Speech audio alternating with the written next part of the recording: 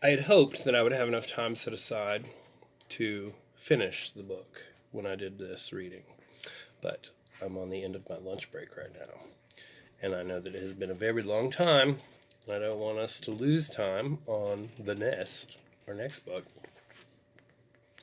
And if you remember, Harvey had attempted to exhaust the magic of Mr. Hood and wished for all the seasons at once. Let's see if we can revisit that line. Stupid imbecile. It's what I want. You said one more wish and that's it. Very well, the house said. I will give you what you want. And when you have it, little thief, your soul is mine. Ooh. So what's going to happen with all the seasons, right? Chapter 23. The War of Seasons.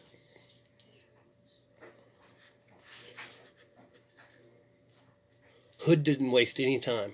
He'd no sooner made his final offer to Harvey than the balmy wind grew gusty, carrying off the lamb's wool clouds that had been drifting through the summer sky. In their place came a juggernaut, a thunderhead the size of a mountain, which loomed over the house like a shadow thrown against heaven. It had more than lightning at its dark heart. It had the light rains that came in early morning to coax forth the seeds of another spring. It had the drooping fogs of autumn, and the spiraling snows that had brought so many midnight Christmases to the house. Now all three felt at once rains, snows, and fogs, as a chilly sleet that all but covered the sun. It would have killed the flowers on the slope with cold, but the wind had not reached them first. Let me reread that sentence. It would have killed the flowers on the slope with cold, had the wind not reached them first, tearing through the blossoms with such a vehemence that every petal and leaf was snatched into the air. Standing between this fragrant tide and the plummeting curtain of ice and cloud, Harvey was barely able to stay upright. But he planted his feet wide apart, resisted every blast and buffet, determined not to take shelter. This spectacle might be the last he ever set his eyes on as a free spirit, indeed as a living spirit, and he intended to enjoy it. It was a sight to behold, a battle the likes of which this planet has never seen. To his left, shafts of sunlight pierced the storm clouds and the name of summer, only to be smothered by autumn's fogs, while to his right, spring coaxed its legions out of bough and earth and saw its buds murdered immediately by winter's frosts before they could show their colors. Attack after attack was mounted, and repulsed, revile, and retreat sounded 100 times, but no one was able to carry the day. It was soon impossible to distinguish defeats from victories. The rallies and the feints, the diversions and the encirclements became one confusion. Snow melted into rains as they fell. Rains were boiled into vapor and sweated new shoots out through the rot of their brothers. And somewhere in the midst of chaos, that power that had brought it raised its voice in a rage, demanding that it cease. "Enough!" the Hood house yelled. "Enough!" But its voice, which had once carried such terrible authority, had grown weak. Its orders went unnoticed, or if noticed, disobeyed. The seasons raged on, throwing themselves against each other with rare abandon, and in passing tearing at the house which stood in the midst of their battlefield. The walls, which had begun to teeter as Hood's power diminished, were thrown over by raging wind. The chimneys were racked by thunder and toppled. The lightning rods struck so many times they melted and fell through the slateless roof in a burning rain, setting fire to every floorboard, banister, or stick of furniture that they touched. The porch, pummeled by hail, was reduced to matchwood. The staircase, rocked to its foundations by the growth in the dirt around it, collapsed like a tower of cards. Squinting against the face of the storm, Harvey witnessed all of this and rejoiced. He'd come to the house hoping to steal back the years that Hood had tricked from him, but he'd never believed that he could bring the whole edifice down. Yet here it was, falling as he watched. Louds through the dins of wind and thunder they couldn't drown out the sound of the house as it perished and went to dust. Every nail and sill and brick seemed to shriek at once a pain of cry that only oblivion could comfort. Harvey was denied a glimpse at Hood's last moments. A cloud of dirt rose like a veil to cover the sight, but he knew the moment his battle with the Vampire King was over, because the warring seasons suddenly turned to peace. The thunderhead softened its furies and dispersed. The wind dropped to an idling breeze. The fierce sun grew watery, and the veil itself lifted in mist. There was debris in the air, of course. Petals and leaves, dust and ash. They fell like dream rain, though their fall marked the end of a dream. "Oh, child," said Mrs. Griffin. Harvey turned to see her. She was standing just a few yards away from him, gazing up at the sky. There was a little patch of blue above their heads, the first glimpse of real sky these few acres of ground had seen since Hood had founded his empire of illusions. But it was not the patch she was watching.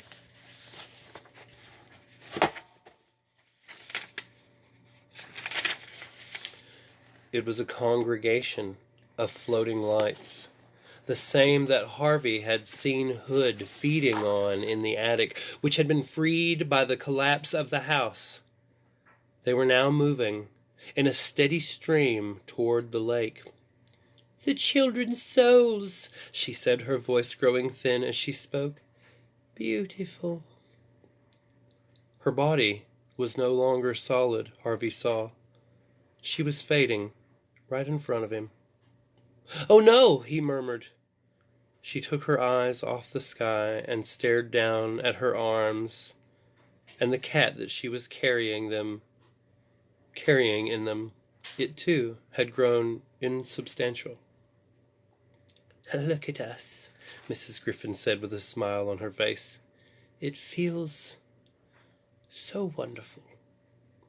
"But you're disappearing." "I've lingered far too long, sweet boy," she said, and there were tears glistening her face. But these were tears of joy, not sadness. "It's time to go." She kept stroking Stu-Cat as they both faded from sight. "You are the brightest soul I have ever met, Harvey Swick," she said. "Keep shining, won't you?" Harvey wished that he had some words to persuade her to stay just a while longer.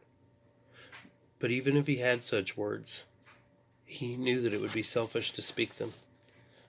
Mrs. Griffin had another life to go to, where every soul shone. "Goodbye, child," she said. "Wherever I go, I will speak of you with love." Then her ghostly form flickered out, leaving Harvey alone in the ruins. 24. A fledgling thief. He was not alone for long. A Mrs. Griffin and Stu-Cat had no sooner vanished from sight than Harvey heard a voice calling his name. The air was thick with dust, and he had to look hard for the speaker. But after a little time he found her, stumbling toward him. "Lulu!" "Who else?" she said with a little laugh. The lake's dark waters still soaked from her head to foot, but as it ran from her body and into the ground, the last traces of her silver scales went with it. When she opened her arms to him, they were human arms. "You're free," he said, running to her and hugging her hard. "I can't believe it, you're free." "We're all free," she said, and glanced back toward the lake. An extraordinary sight met his eyes. A procession of laughing children coming toward him through the mist. Those closest to him were all but returned to their human shape, those behind still shaking off their fishiness step by step.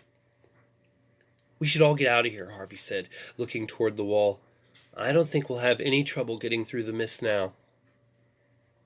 One of the children behind Lulu had spotted a box of clothes in the rubble of the house and announced his find to the rest, stumbling through the debris to find something to wear. Lulu left Harvey's side to join the search, but not before she planted a kiss on his cheek.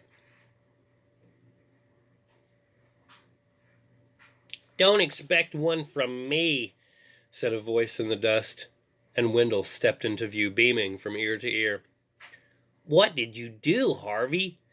he wanted to know as he surveyed the chaos. "Pull down this place brick by brick?" "Something like that," said Harvey, unable to conceal his pride. There was a roaring sound from the direction of the lake. "What's that?" Harvey wanted to know.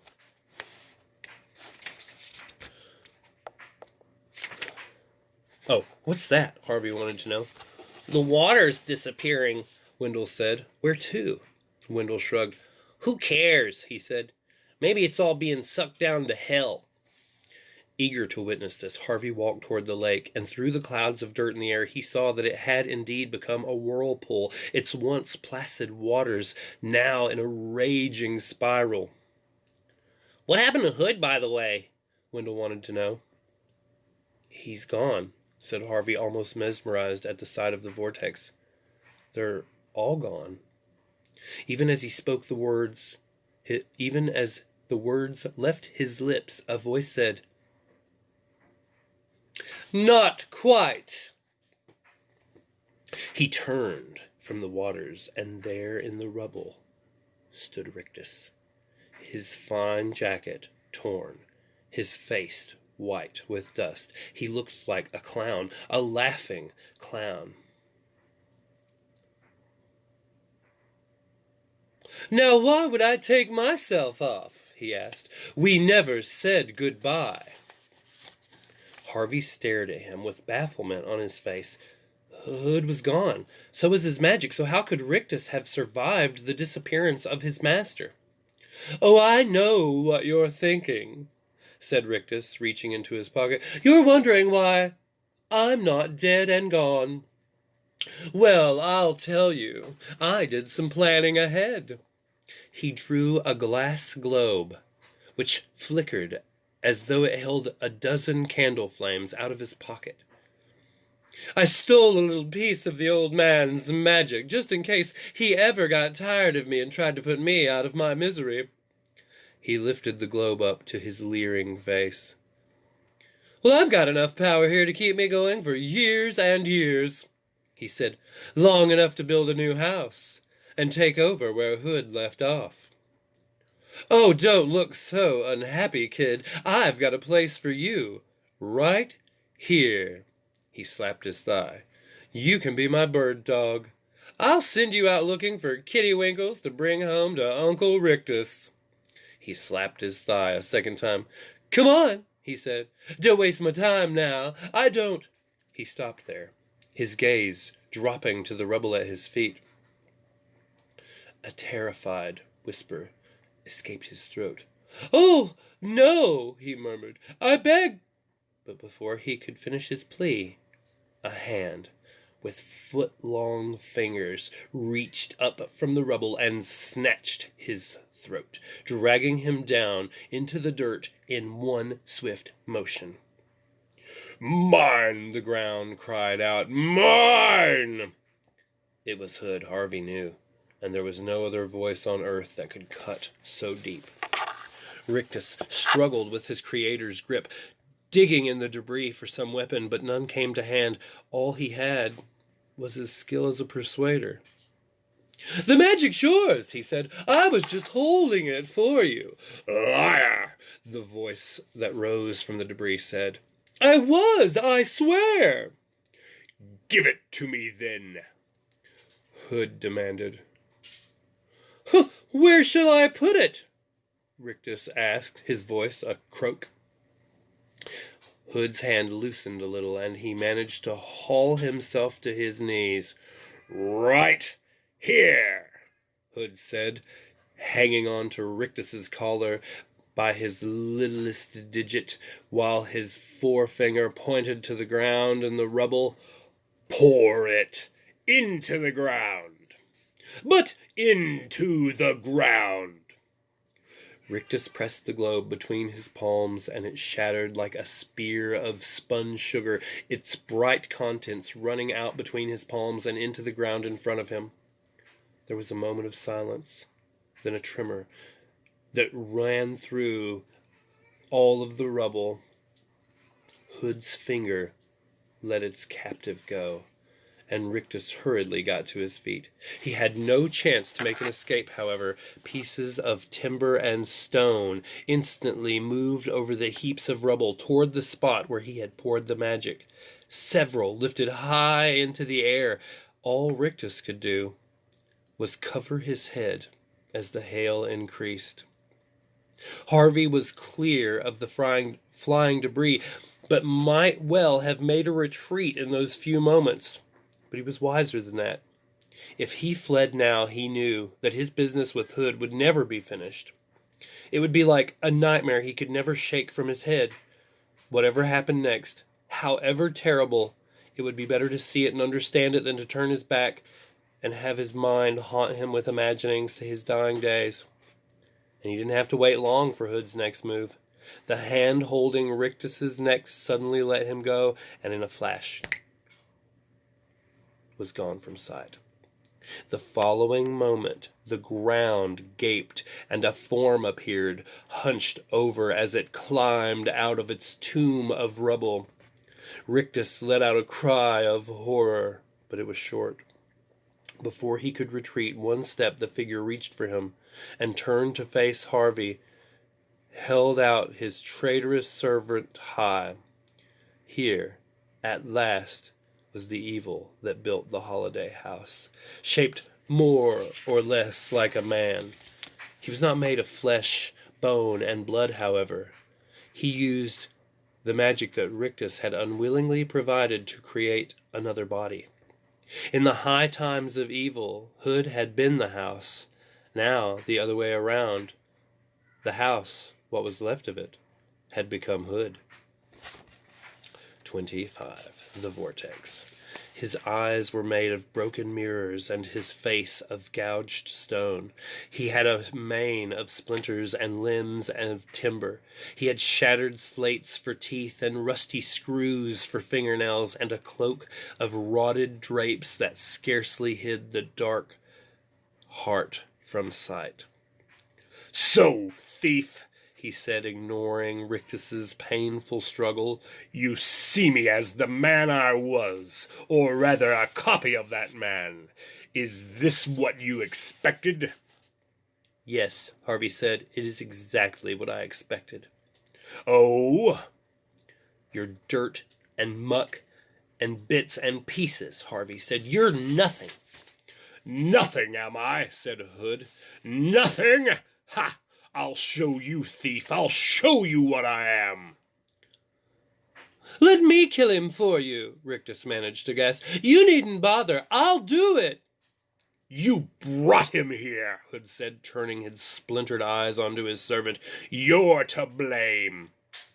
"He's just a boy. I can deal with him. Just let me do it. Let me—" But before Rictus could finish, Hood took hold of his servant's head and in one short motion twisted it off. A yellowish cloud of foul-smelling air rose from his severed neck, and Rictus, the last of Hood's abominable quartet, perished in an instant. Hood let the head go from his hand, and it flew up into the air like an unknotted balloon, giving off a farting sputter as it looped the loop and finally fell emptied to the ground. Hood casually dropped the body, which had summarily shrank to nothing, and turned his mirrored gaze back on Harvey. "Now, thief," he said, "you will see my power." His mane of splinters stood on end, and though every one of them was ready to pierce Harvey's heart, his mouth grew wide as a tunnel, and a blast of sour, icy air rose from his belly. "Come closer!" he roared, opening his arms. The rags that clung there billowed and spread like the wings of an ancient vampire, a vampire that had dined on the blood of pterodactyls and tyrannosaurs. "Come," he said, "or must I come for you?" Harvey didn't waste his breath with a reply. He needed every gasp he had to outpace this horror. Not even certain what direction he was taking, he turned on his heels and ran as another blast of foul, freezing air struck him. The ground was treacherous, slippery, and strewn with rubble.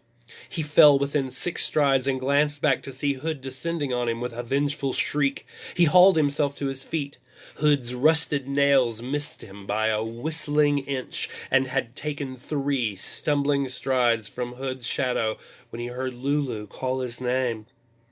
He veered in the direction of her voice, and Hood caught the collar of his jacket.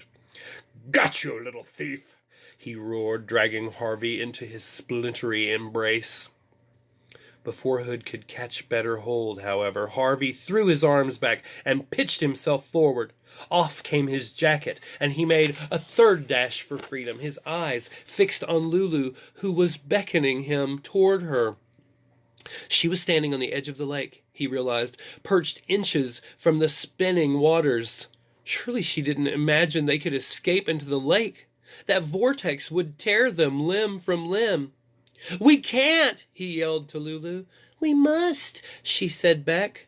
"It's the only way." He was within 3 strides of her now.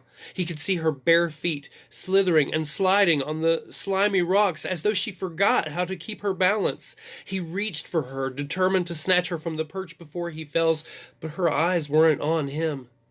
They were on the monster at his back. "Lulu," he said, "don't look!" But her gaze was now fixed on Hood, her mouth agape, and Harvey couldn't help but glance back to see what had fascinated her. Hood's pursuit had thrown his coat of rags into disarray, and there was something beneath the folds he saw darker than any night sky or lightless cellar. What was it? The essence of his magic, perhaps, guarding his loveless heart? "So you give up," Hood said, driving Harvey into the rocks beside Lulu. "Surely you would not choose the vortex over me." "Go," Harvey murmured to Lulu, his gaze still fixed on the mystery beneath Hood's coat. He felt her hand grasp for his in a moment. "It's the only way," she said. Then her fingers were gone, and he was standing on the rocks alone. "If you choose the flood, you will die horribly," Hood was saying. "It will spin you apart, whereas I—" He extended an inviting hand to Harvey, stepping up to the rock as he did so. "I will offer you an easy death, rocked to sleep on a bed of illusions." He made a smile, and it was the foulest sight that Harvey had ever seen. "Choose," he said. Out of the corner of his eye, Harvey glimpsed Lulu. She had not fled as he thought. She simply had gone to find a weapon, and she had one, a piece of timber dragged from the rubble. It would be precious little use against Hood's enormity, Harvey knew, but he was glad not to be alone in his last moments. He looked up at Hood's face. "Maybe I should sleep," he said. The Vampire King smiled. "Wise little thief," he replied, opening his arms to invite the boy into his shadow. Harvey took a step over the rock toward Hood, raising his hand as he did so. His face reflected in the shattered mirrors of the vampire's eyes, 2 thieves in one head. "Sleep," said Hood. But Harvey had no intention of sleeping yet. Before Hood could stop him, he grabbed hold of the creature's coat and he pulled. The scrapes came away with a wet, tearing sound, and Hood let out a howl of rage as he was uncovered. There was no great enchantment at his heart. In fact, there was no heart at all. There was a void, neither cold nor heart, living nor dead, made of the mystery of nothingness, the illusionist's illusion. Furious at this revelation, Hood let out another roar of rage, and reached down to reclaim the rags of his coat from the thief's hands. Harvey took a step backwards, however, avoiding the fingers by just a whisker. Hood came raging toward him, his soul squealing on the rock, leaving Harvey with no choice but to retreat another step until he had nowhere to go but the flood. Again Hood snatched at the filched rags and would have had both coat and thief in one fatal grasp, had Lulu not run at him from behind, swinging the timber like a baseball bat. She struck the back of Hood's knee so hard that her weapon shattered, the impact pitching her to the ground. The blow was not without effect, however. It threw Hood off balance, and he flailed wildly, the thunder of the vortex shaking the rock on which he and Harvey perched, threatening to toss them both into the maelstrom. Even now, Hood was determined to claim his rags back from Harvey and concealed the void in him. "Give me my coat, thief!" "It's all yours," he yelled, and tossed the stolen rags toward the waters. Hood lunged after them, and as he did so, Harvey flung himself back toward solid ground. He heard Hood shriek behind him and turned to see the Vampire King, the rags at his fist, pitching head first into the frenzied waters. The maned head surfaced a moment later, and Hood struck out for the bank, but strong as he was, the vortex was stronger. It swept him from the rocks, drawing him toward its center, where the waters were spiraling down toward the earth. In terror, he started to plead for assistance, his pitiful bargains only audible when the whirlpool carried him back to the bank where Harvey and Lulu stood. "Thief," he yelled, "help me, and I'll give you the world forever and ever!" Then, with the ferocity of the water, it began to rip at his makeshift body, tearing out his nails and rattling out his teeth, washing away the mane of splinters and shaking his limbs apart at the joints. Reduced to a living litter of flotsam and jetsam, he was now drawn into the white waters of the whirlpool's heart, and shrieking with rage went all the evil that must go into nothingness. On the shore, Harvey put his arms round Lulu, laughing and sobbing at the same time. "We did it," he said. "Did what?" said a voice at their backs, and they looked to see Wendell wandering around, blithe as ever. Every article of clothing he'd found in the rubble was either too large or too small. "What's been going on?" he wanted to know. "What are you laughing at? What are you crying for?" He looked beyond Harvey and Lulu in time to see the last fragments of Hood's body disappear into a fading howl. "And what was that?" he demanded. Harvey wiped the tears from his cheeks and got to his feet.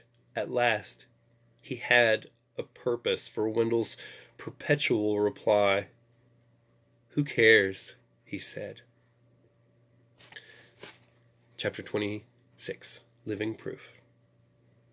The wall of mist hovered at the edge of Hood's domain, and it was there that the survivors gathered to say their farewells. None quite knew what adventures lie on the other side of the mist, of course.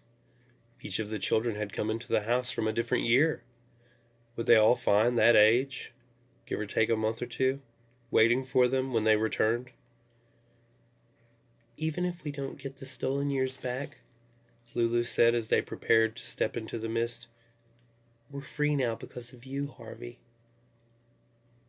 There were murmurs of thanks from the little crowd, and a few grateful tears.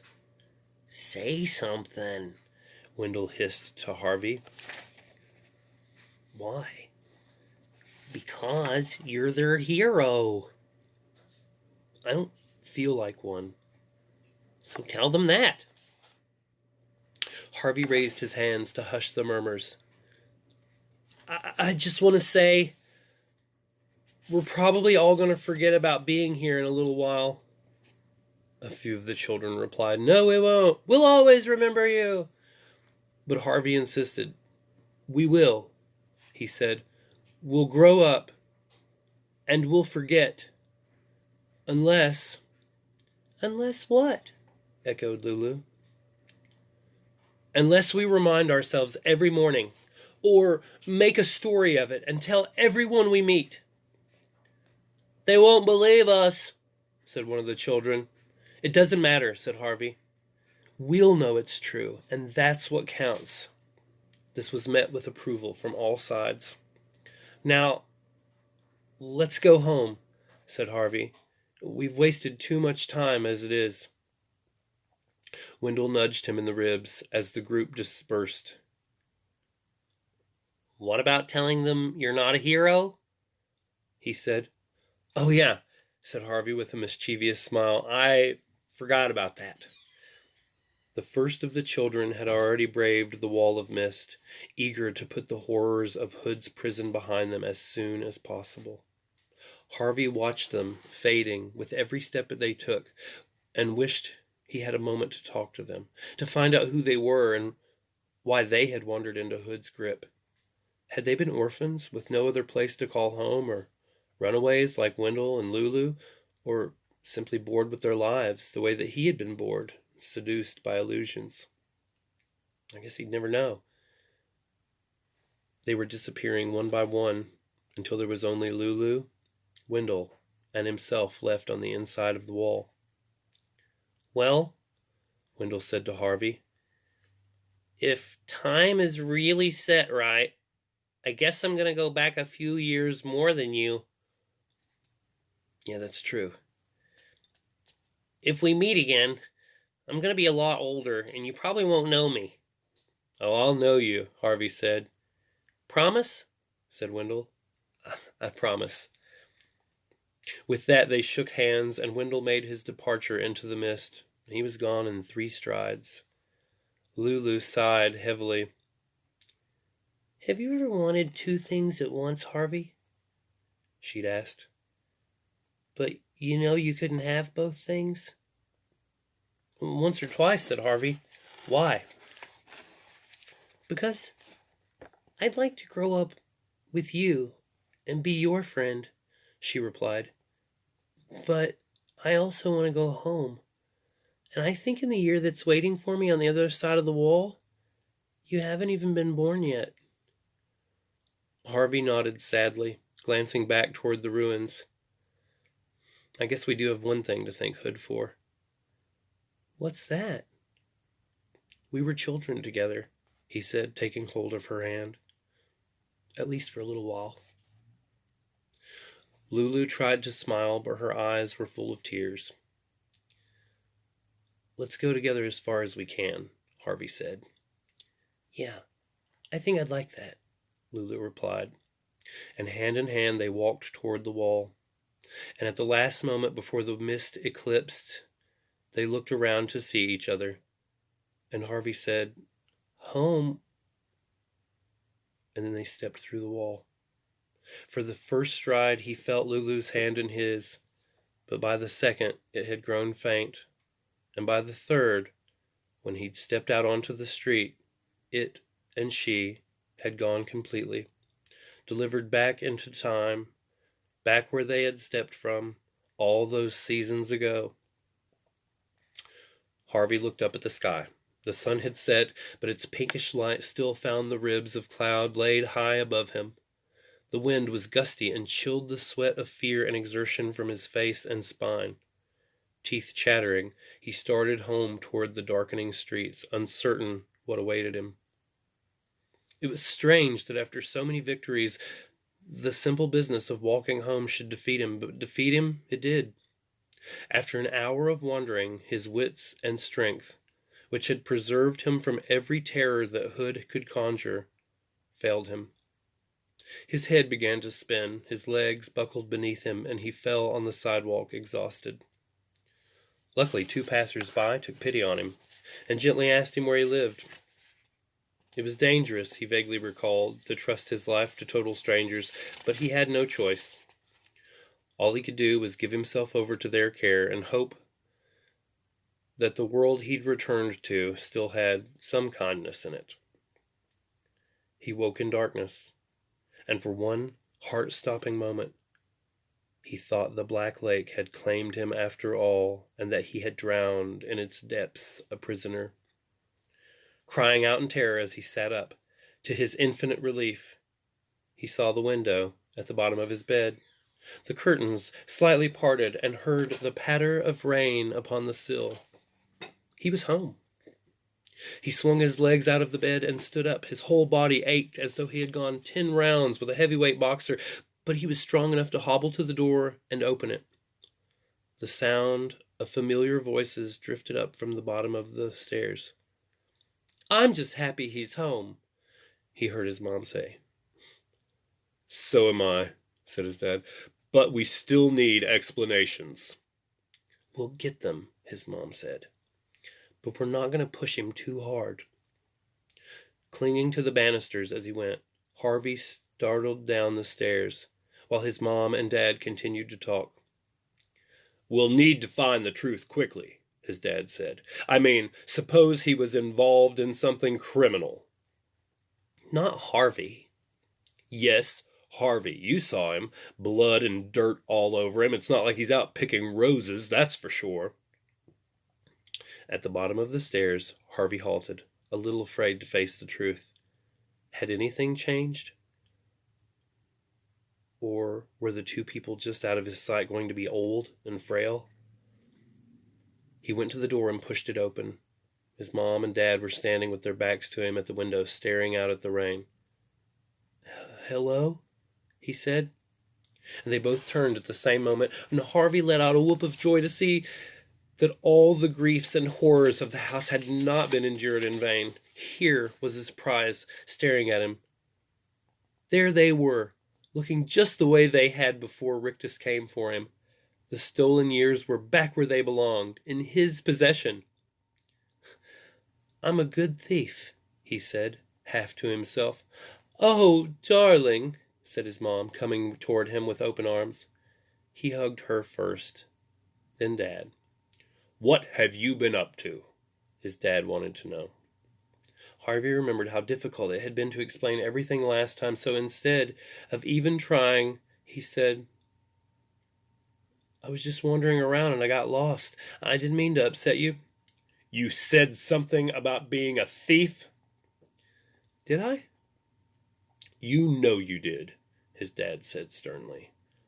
"Well, are you a thief if you're taking something that belongs to you in the first place?" Harvey asked him. His dad and mom exchanged puzzling looks. "No, honey, of course not."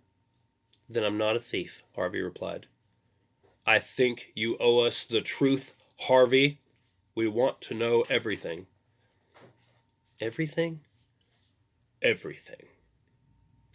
So he told them the whole tale, just as they asked, right from the beginning, and if their expressions had been doubtful the last time he related his adventures, they were incredulous now.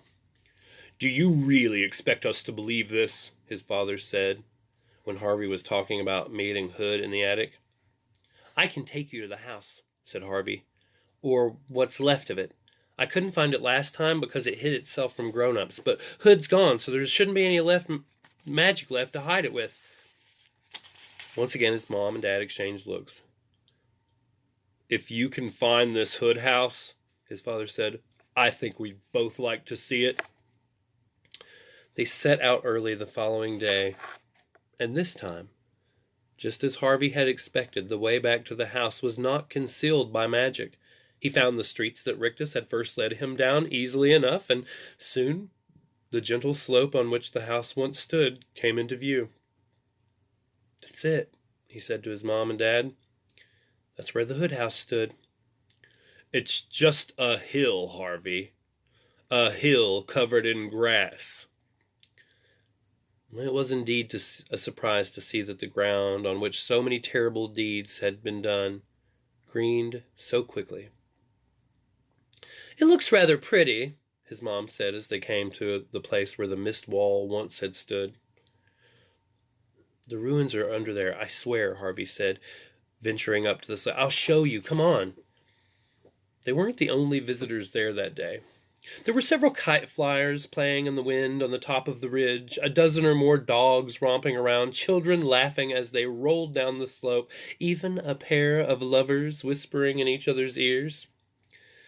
Harvey resented the presence of all of these people. How dare they romp and laugh and fly their carts here, he thought, as though it were just another hill.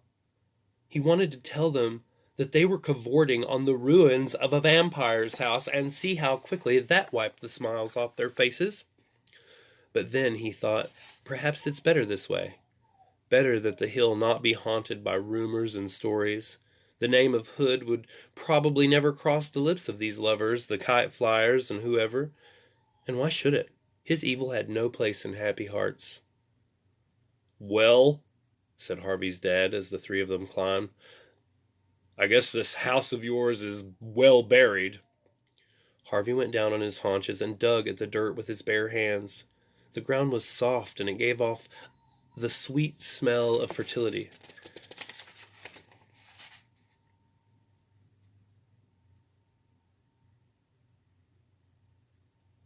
"Strange, isn't it?"